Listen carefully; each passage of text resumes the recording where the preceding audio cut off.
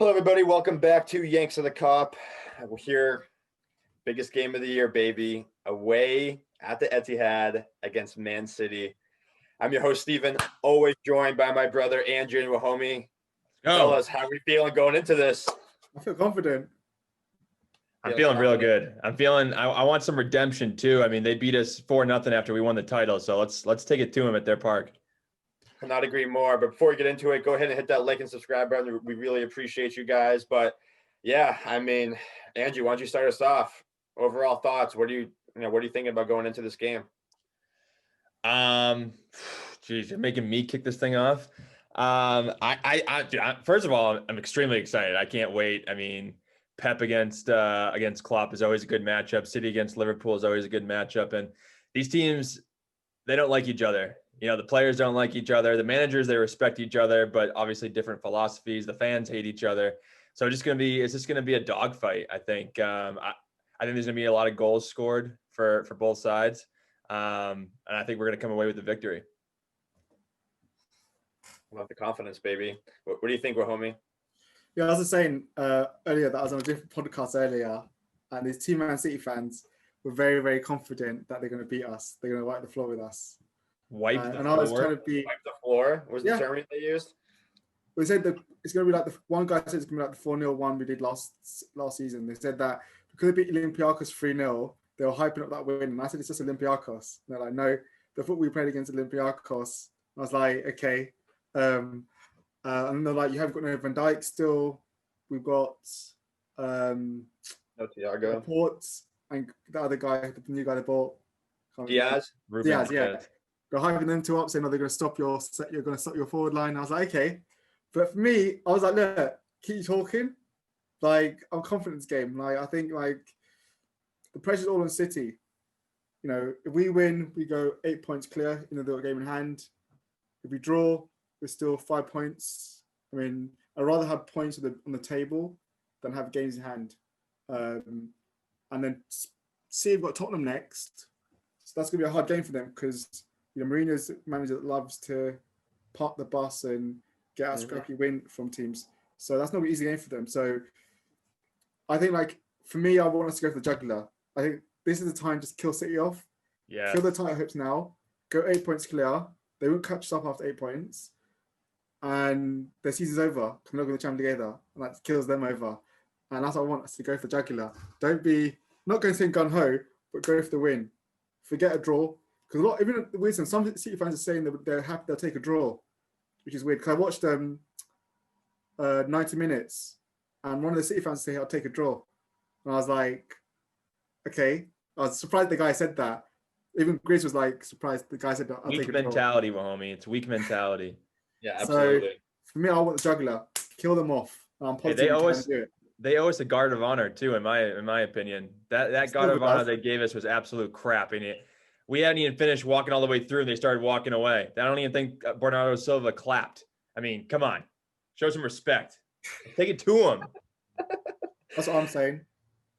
Yeah, I mean, I completely agree. I mean, I hope we absolutely smash them, and I want our guys to go in with a little bit of an edge like that. It's definitely not going to be an easy game. I mean, like you said, Man City is really hungry, and especially if they lose this game with playing Tottenham next, you know, if they lose to us, then that Tottenham game is pretty much a must-win for them, and that's pretty tough to do this early. So, you know, that being said, I'm expecting a really back and forth game. This is going to be a huge test, the biggest test since Van Dijk's gone down for us defensively, I think. So let's see how the back line does. And, you know, that's kind of what I wanted to ask you guys. I mean, Matip's been training this week. You know, we saw the performance of Reece Williams and that, Nat Phillips. Who would you start next to Gomez tomorrow? I mean, on Sunday. I think it's not difficult. I did a tweet the other day. I said, look, if Thiago and Matip are fit right now with Van Dijk out, they're starters. You know, look, fair enough to Williams and Nat Phillips. They played well, but they're not ahead of Matip in the start lineup. You know, and the fact that we've seen before that Matip barely played before Everton and started straight away. You know, so I don't see any hesitation in Klopp. The reason why Matip didn't play against Atalanta is because he was starting the City game. It's been saved for City. So Klopp's going to want his most experienced centre-backs in that to deal with, especially with Aguero and Gabriel Jesus back. He's going to want his most experienced centre backs there. And isn't Aguero out? Well, I heard he's potentially back. They said. I don't know. Really? Maybe I'm wrong. But I thought He was out. But I just think like City aren't going to be any balls in the air, so that we don't need Nat Phillips because Nat Phillips is good for height. City are going to be more quick 1-2 passes. And I don't think that's Phillips' game. He's more doing something that's aerial. And I think Williams. I think this would be a bit too much for him to put him against Aguero and ask him to then, not to say he probably couldn't swim, but I think it's too much. If he gets done, then it could hit him. And I think it's not worth the risk. Yeah. So I think for me, Matip goes straight in there. Yeah, Matip has those like spider legs that can just kind of like wrap a forward up. It's just like, I don't know, he's just so long. Like people just can't get by him. But no, I mean, I agree with Wahome. I think that's going to be the partnership tomorrow. I'm curious which side Matip plays. I'm assuming he would play next to Trent since Gomez has kind of found a comfortable seat or a comfortable position on the left side. But I think this is Gomez's coming out party, to be honest. I think that this is his biggest game of his life without Virgil van Dijk by his side. And for me, this is a huge moment for him. He needs to show up. If he has a pretty horrible game like he did against Aston Villa, then you know, when Van Dijk does come back, maybe we have somebody else like Upamecano next to him or Matip. You know, I think Joe Gomez would fall down the pecking order if he doesn't really perform in this game or in the next few games. So this is a huge game for Liverpool, but it's also a huge game for Joe Gomez. He needs to step up and play. I think to his credit, Gomez only struggled against physicality players. So since Van Dijk's been out, you know, he's only struggled against Haller and Zapata because they're physical strikers. So they gave him a challenge. Otherwise, I don't think he's actually played anyone that's quick, nimble, so fast. Yeah, but for me, his biggest weakness is positional awareness. And the way that City moves up front, you have to have superb positional awareness. So I think he just needs to be laser focused and understand where everybody is. And there needs to be a lot of talk. I mean, thank God Allison's in this game. And he's playing this game, because if it was Adrian, we'd be in big trouble. Yeah, we'd be in big trouble. But that's, I mean, for that exact reason, that's why I would go with a guy like Matip over the young guys, or even like a Henderson makeshift, something like that. I mean, just, you know, Matip, you know, he knows where to be. He knows how to position his body, and like, you know, he's comfortable playing in that spot. So like the communication is just going to be better overall. Gomez, like you said, doesn't have to really worry as much as he does with those younger guys. So I think it definitely has to be Matip as well. I mean, the only thing I saw about City though was that I think looks like Aguero's not going to play. Okay. So that's the most recent thing that I saw. So I mean, does that change anything for you? Like when you think about who we play in the midfield? I think Jesus is still a threat, and obviously because the chances City make, I think that they were having like 20 chances in goal or something, I thought, in matches, but they're not taking the chances.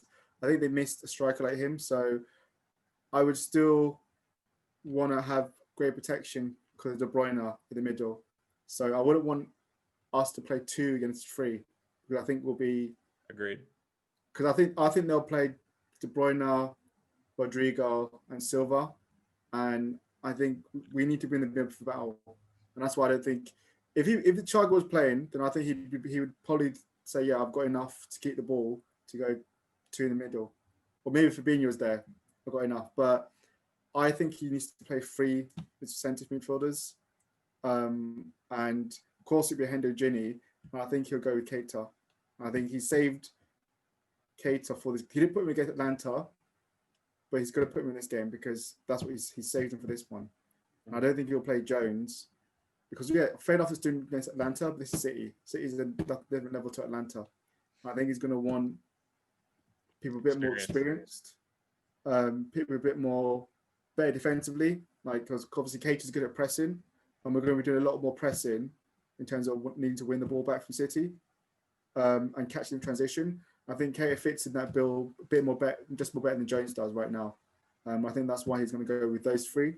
And then if Keita can't last the whole game, he'll bring on a Jones or something like that on later on. But I think that's what he's going to go with in terms of midfield, because that's going to give him energy, pressing, and good tackling. And that's going to allow him to then, hopefully this time, be better in terms of winning the midfield battle against City away. Well, for me,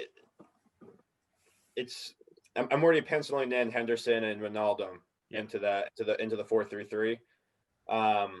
The biggest question for me is does James Milner get to start? Because I think if Aguero was playing, I think James Milner would probably start. But I think with Gabriel Jesus, the biggest question is actually going to be how does Klopp feel about Keita's fitness? Because if he feels good about it, then I think it has to be Keita. But if Klopp feels like he's not at the 100% mark, then maybe you start Milner, and then at the 60-minute mark, if we need a goal, we bring on Naby.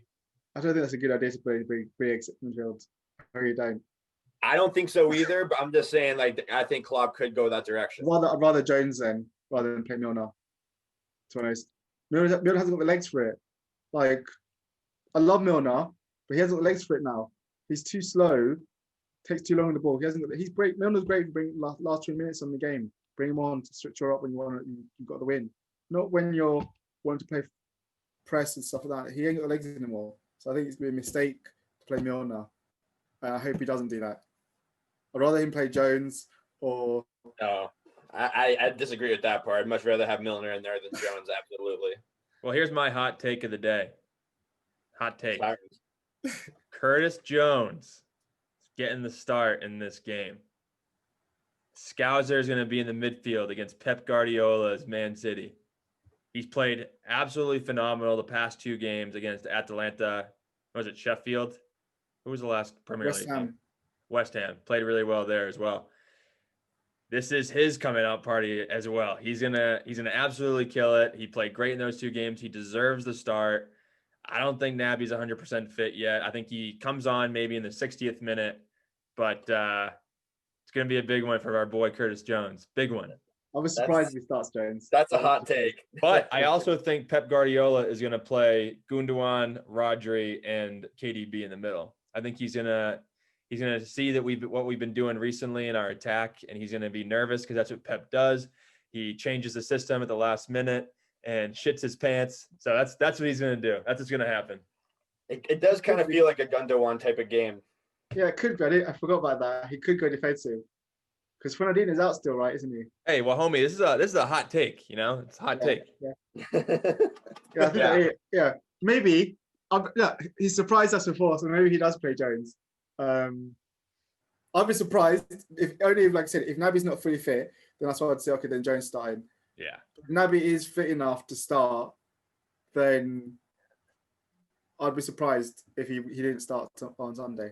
But to go back to your point, Wahomie, Joel Matip's the type of player that when he's fit and Virgil van Dijk is not in the side, he starts. I don't know if Naby Keita is that type of player yet, especially right now. I think if everyone's all fit, no. But I think if you're looking at Fabinho and Thiago out, then I think Naby's ahead of Jones, Milner. I would agree with that, but I think that Naby's the type of guy that needs games. He needs to play. He needs to get like a run of games, and he's only played one in the past month or 2. And so that's true. He does need rhythm. He He did look okay against Atlanta when he came on. We were up 4-0. Yeah, but I would have looked good. I just feel like how we play against City, and I think about games in the past. I feel like he like Ox, for example. Like if Ox was healthy, this would be a great game for him too. Like especially when Naby gets the ball in space going forward, he is dangerous, and he's gonna get those opportunities. Yeah. On Sunday, so I just feel like if he's healthy, even if it's 60 minutes, get a good 60 minutes out of him. I think if he's good enough to do that, he should definitely get the start.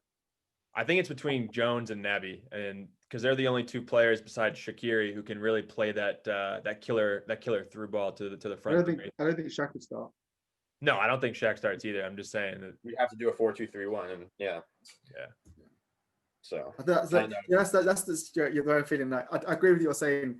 I think that Naby, if he does start, this is the perfect game because City will be caught in transition, and it's a great way to get them on the counter attack when they lose the ball.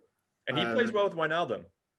Yeah, and I think your point as well. I didn't think about Goodwin that Klopp might go complicate things again, as he always does in games, Oh, Pep. and Yeah. try to, instead of playing to his strength, try to can't stop us and contain. So yeah, he could do the Gundogan thing and He go tries to get negative. too clever sometimes. Yeah, Personally, I'd love to see. I mean, if Curtis Jones starts, I want to see Phil Foden start and just have both of them in the game. That'd be great. That'd be great to That see. would just be fun. That would be a nice, fun conversation for City and Liverpool fans throughout the entire game. So that'd be a lot of fun. But yeah, I mean, let's take a look at City for a second. I mean, how are you expecting them to line up? Like, do you think they're going to go Mahrez on the right side, or are you going to go with Ferran Torres instead? Because I mean, like De Bruyne was pretty critical of him lately, and it sounds like some other players are pretty critical of Mahrez as well. So like, I'm really interested to see how they line up there. What have they said about Mahrez? Back option going to be? he's selfish, doesn't pass. Really? Yeah. Yes. Yeah, De Bruyne apparently like said something to him during a game or like right after a game that like he needs to be passing more and stuff. He's quite selfish, Mahrez. So is Salah. You have to be selfish. Yeah, but Salah can back it up. Mahrez can't in that way. Yeah, I think he goes Sterling, Mahrez, and Jesus. I think he plays Ferran Torres. I hope he does. I think Trent would do better against Ferran Torres. Because I saw a stat that said that his actually goal to games ratio for City is really good. And I think he's been playing more in the Champions League. So I think he might probably go with Ferran Torres. But yeah, I think Sterling, Jesus, and Ferran Torres will be the front ones. Wouldn't Sterling be on Trent's side? Well, I've noticed that Fernan Torres has been playing on the left, but I'm not sure if Sterling's been playing those games. And maybe you're right. Maybe Sterling would be on the left and Fernan would be on the right. If that's fine, then that means Robertson has an 8 out of 10 game. Get bomb forward, yeah. Go challenge Kyle Walker. I just wonder what Klopp would do here. Will he? Because last time Sterling played on the right, and he gave Gomez big trouble in that when Gomez gave away the penalty. Will he? If Gomez on the left, will Klopp think, okay, well, I put Gomez on the opposite side to Sterling, and will Pep think I want to target Gomez with Sterling because they have that history still where there's still bad blood between them. So, and Gomez got done last time by Trent. So I wonder if that will play into Pep's mind. I think like maybe get Sterling on Gomez to roughen him up. He's gonna overcomplicate it, man. I'm telling you. Whatever he does, it's just He thinks about Liverpool way too much. He's been thinking about this game since they beat us last season. He's been thinking about Liverpool again. Just no, I mean, yeah, it's no way to live. No way to live. Yeah, there is going to be some sort of twist in their lineup for sure. Yeah, that'll be interesting to keep an eye on. But all right, official predictions. What do you guys got? We didn't do who your forward line? Oh, forward line. Our forward line. Yeah, who's your forward line? You didn't say. Who are you going with? That's a good question, actually. For me, listen. Everybody's been giving hate to Bobby Firmino. We three are big Bobby Firmino guys. I'm not going to predict that he's going to score in this game, just mainly because I think that Diogo Jota is going to start. He deserves a start. He got a hat trick. How many goals does he have now? 7 or 8, something like that. Something like that. Yeah, he's up there. He deserves it, man. You got to put him up there. It'll give something different for City to look at. And if things aren't really working out, then you bring in Bobby Firmino in the 70th minute. So Diogo deserves it. Diogo, Salah, and Mane for me. I think a lot of people will be disappointed because Klopp's comments today. Yeah, Klopp's comments today where he was back, he's protective Bobby, saying people don't understand what Bobby's done for the last 500 games or whatever it is. That's saying to me that Bobby's going to start Sunday. He's the man to press, understand how we want to play, and Jota's going to be the bench.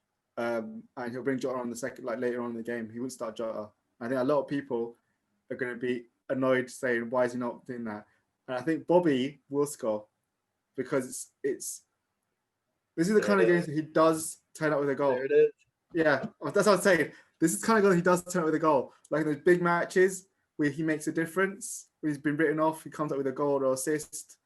And it's the kind of match he does turn up in, and he'll relish the idea. Because I think Klopp's going to want to press City because he knows that Klopp's going to play out the back. That's always what they do. And so he's going to want our forward three to press high up the pitch and stop them from playing out the back and have to kick it long. And so Jota's a pressing monster, but he doesn't know the system as much as Firmino does in terms of pressing for that yet. So his time will come, but I don't think it's going to be Sunday. And I think he's going to have to set up a place on the bench. All right, so if it's 0-0, when do you bring him on? Sorry, Stephen.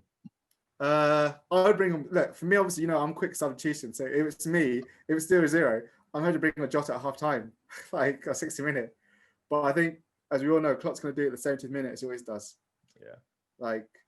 And I think Jota will come on and score. I'll say that. He will come on and score, but I think Bobby will start. And score. Yeah.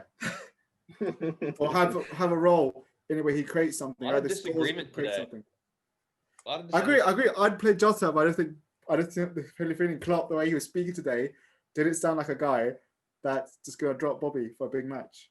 What do you think? So this is my hot take of the day. Haven't led on to this yet, but I think we play a 4-2-3-1 and they both start. And you play Bobby in the 10, and just how Bobby plays anyway, he's going to be playing more of that creative midfielder type role, tracking back a lot, pressing a lot, just like you said. But Jota's been playing with a lot of energy and a lot of pressing capabilities as well. So he can run up top with those three, no problem in the press. And I think having those four up top with Bobby in the middle and like knowing how he likes to play it and come to the ball, that might be exactly kind of what we need in that role to feed the front three in that regard. Because Bobby's, we know what he's good at. He's good at making those combination passes. So that might be a really nice opportunity for him to have a nice impact. And that might drag Rodri or Gundogan or whoever's playing that center midfielder role back into City's defense. Yeah. If he actually played that, he'd be going for it. And I'm like, fair play. If he did that, he actually would be going for it. Yeah. Go for the jugular. I'd be like, well, like fair play for doing that. So they want to talk crap. They want to get all comfortable with their center backs on a rest. Like, okay, we're gonna put four of these guys up here. You'd like to pass out of the back. Good luck. I was going to say as well, as much as they rating that Diaz guy, he got done by Antonio for that scissor head kick. Got pushed off the ball and done. So I think when you look at City, in the Champions League, they've done better against the team of Marseille, Porto, Olympiacos. But in the Premiership, they've struggled to kill teams off and having that effective really in the Premiership. So I think the key thing for us is starting early, pressing, being out of the box straight away, and being on them. Don't allow them to settle, and we have to be clinical. That's the key thing as well, because I think in the 4-0 game, we were the better team for the first 15 minutes. Salah hit the post when he should have scored, and even when we went 1-0 down, we had another big chance to score. So we have to be clinical. That's the key thing for us. Be clinical, because there's not going to be loads of chances for us, and we have to just take our chances, and I think that's the thing that I think we did when we beat City 4-1, and Coutinho was there. We took our chances, we were clinical, and we buried City early on. That's we have to be the same. Fast start, bury them. Yeah, no, I think Wahomey just hit it right in the head there. I think we need to start exactly like we did against Atalanta and just keep them on the back foot. Keep them on their heels, because when we played Atalanta, they were top 3 in most goals scored in Europe last year. I think they scored 98 goals or something like that, something crazy. And we shut them down. They didn't have one single goal in that match. So I think we need to keep up the defensive resiliency. And I think we need our front three and our midfield to just be pressing monsters like they were in that game. Just come out firing right from the get-go. Firing. Yeah. My statement is pretty similar. I just think the first goal in this game is going to determine a lot. If we get the first goal, we know how much pressure is on City to get some points out of this game. they're going to have to open the game up, and I think that's going to suit us very well if they do that. And flip side, if Man City gets the early goal, especially an early goal, that would be really tough, especially for Gomez and those guys in the back, and that would allow City to sit back a little bit more and just possess the game, and we know that they can do that. So ultimately, I think it's going to be a high scoring game. As do I. I'm gonna go ahead and give a prediction now. I'm gonna say I think it's gonna be a very high scoring game. I think it's gonna be 4-2 Liverpool, 4-2. I think Salah gets 2. I think Shaqiri comes on and gets 1. And I think that Sadio Mane gets 1.